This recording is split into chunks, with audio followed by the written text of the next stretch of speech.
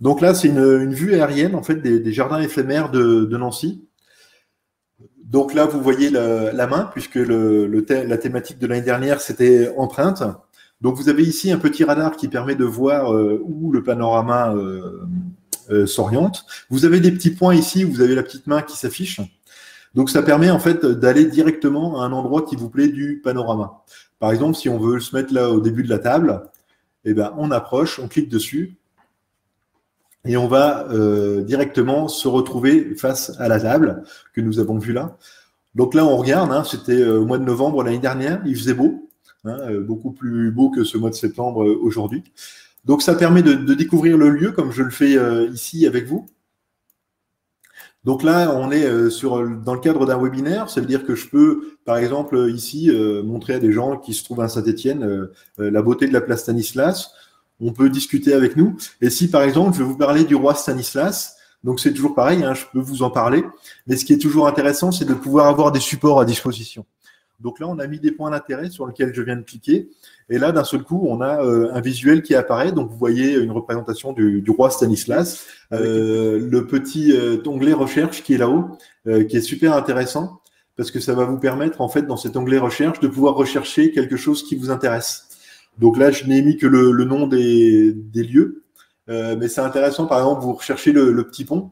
Vous cliquez sur le petit pont et vous allez directement dessus. Et vous pouvez aussi directement le taper dans l'onglet recherche. Donc voilà, c'est un peu l'histoire de la place Stanislas. On peut mettre en exergue, par exemple, quelques mobiliers. Donc par ici, voilà, une chaise qui a été faite en matériaux recyclables et qui sera 100% recyclée à l'issue du salon. On peut faire un petit focus voilà, sur l'affiche empreinte. Et on peut également, comme je vous le disais tout à l'heure, faire un petit focus, par exemple, sur un site web avec une petite affiche qui va nous montrer, en fait, du coup, une information peut-être un peu plus poussée sur ce jardin éphémère, vous expliquer un peu quel est le concept, quelles sont les heures de visite guidée de ce jardin.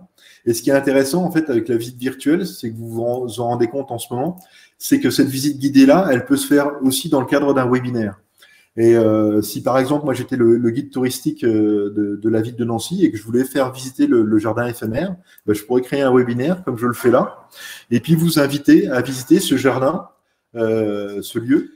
Donc je vous ai montré tout à l'heure la particularité, comment dire, d'une photo 360. Et là, sur cette visite-là, je vous ai caché un petit point qui est ici, avec un petit thermomètre.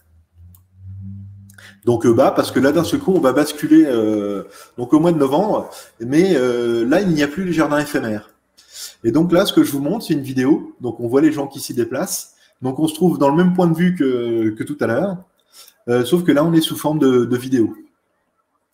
Donc là, on voit, on est en plein hiver, hein, les feuilles sur les arbres ont disparu. Et l'ombre que vous voyez là, c'est l'outil qui m'a servi à faire cette petite vidéo.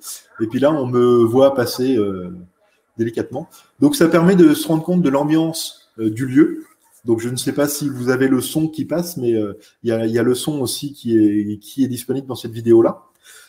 Donc c'est intéressant parce que ça permet vraiment de montrer l'ambiance d'un lieu, de se rendre compte de ce qui s'y passe. Et pour les lieux éphémères, c'est intéressant aussi.